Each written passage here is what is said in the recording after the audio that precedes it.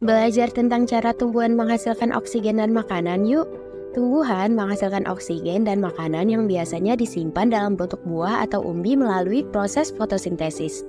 Fotosintesis adalah proses pembentukan gula dan oksigen dari karbon dioksida, air, dan juga energi dari matahari. Proses fotosintesis ini terjadi di dalam suatu organel yang dikenal sebagai kloroplas. Untuk melakukan hal itu, tumbuhan harus melakukan dua reaksi. Yang pertama adalah reaksi terang dan kedua adalah reaksi gelap. Sesuai dengan namanya, reaksi terang terjadi ketika terdapat cahaya matahari, sedangkan reaksi gelap dapat terjadi tanpa adanya cahaya matahari. Kita bahas dari reaksi terang dulu ya. Reaksi terang terjadi di tilakoid dan biasanya terjadi pada siang hari. Hal ini dikarenakan tumbuhan membutuhkan cahaya matahari sebagai sumber energi pada reaksi ini. Melalui reaksi terang dihasilkan oksigen, NADPH, dan juga ATP. NADPH dan ATP ini nantinya akan digunakan pada reaksi gelap. Pada reaksi terang terjadi fotolisis air. Reaksi terang melibatkan dua fotosistem yang terletak pada membran tilakoid. Fotosistem adalah gabungan dari beberapa klorofil dan juga kompleks antena.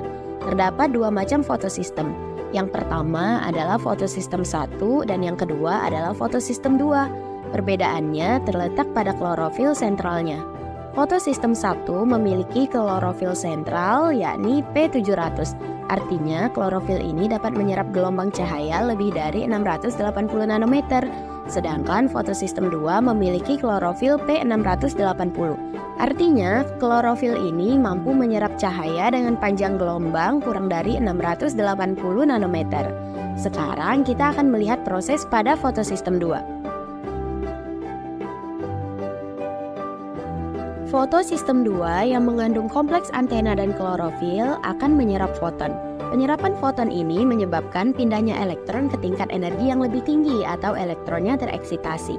Klorofil pusat yakni klorofil P680 akan mengumpulkan energi yang berasal dari elektron yang tereksitasi. Hal ini menyebabkan klorofil P680 akan melepaskan dua elektron yang berenergi tinggi yang kemudian ditangkap oleh protein yang terletak di membran tilakoid. Kedua elektron ini nantinya akan ditransfer menuju NADP+ sintase melewati fotosistem 1. Hal ini menyebabkan fotosistem 2 kekurangan dua elektron.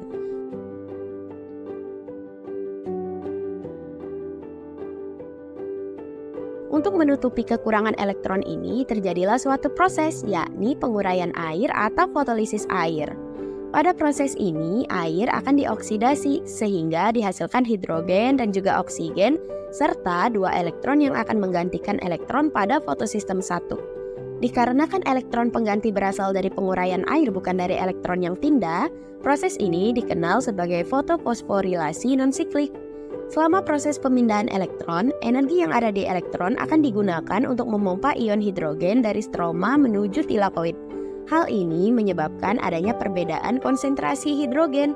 Energi yang disebabkan oleh perbedaan konsentrasi ini menyebabkan aktifnya ATP sintase yang menyebabkan adanya fosforilasi ADP menjadi ATP.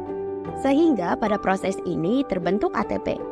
Proses pemindahan elektron menyebabkan elektron yang semula berenergi tinggi saat mencapai fotosistem 1 menjadi elektron yang berenergi rendah.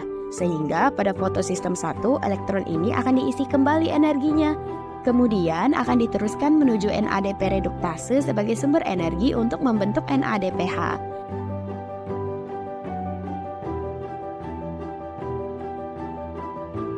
Hidrogen yang digunakan untuk membentuk NADPH berasal dari hasil fotolisis air yang telah terjadi tadi.